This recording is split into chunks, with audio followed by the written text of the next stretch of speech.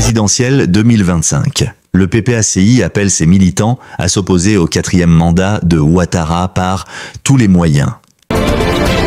Le PPACI appelle à une mobilisation générale contre un éventuel 4e mandat d'Alassane Ouattara. Le parti de Laurent Gbagbo exige le respect des lancers de la Constitution et menace de répliquer en cas d'attaque contre ses militants.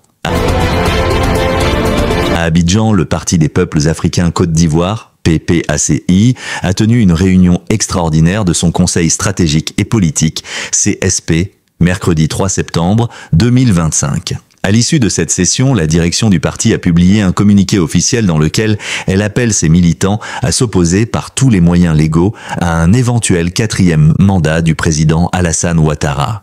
Cette annonce fait suite au meeting de clôture de la tournée du 16 août dernier, au cours duquel l'ancien président Laurent Gbagbo a réaffirmé son opposition à une nouvelle candidature d'Alassane Ouattara qu'il qualifie d'anticonstitutionnelle. Le PPACI dénonce également une commission électorale à sa solde et une liste électorale taillée sur mesure selon les termes du communiqué. Le parti ordonne en conséquence à l'ensemble de ses structures de base, comités, sections, fédérations et coordinations régionales, ainsi qu'à ses organisations spécialisées, de se mobiliser massivement sur le terrain. Des missions de sensibilisation et de mobilisation seront déployées dès ce jour sur l'ensemble du territoire national. Par ailleurs, le PPACI affirme avoir été informé de réunions secrètes au cours desquelles seraient envisagés des attentats ou enlèvements de cadres et militants du parti, tout en promettant de continuer à dénoncer publiquement ces actes terroristes. Le parti avertit que ses sympathisants se réservent désormais le droit d'apporter les réponses appropriées aux attaques subies. Enfin, le communiqué réaffirme le refus ferme et inébranlable du PPACI face à un 4e mandat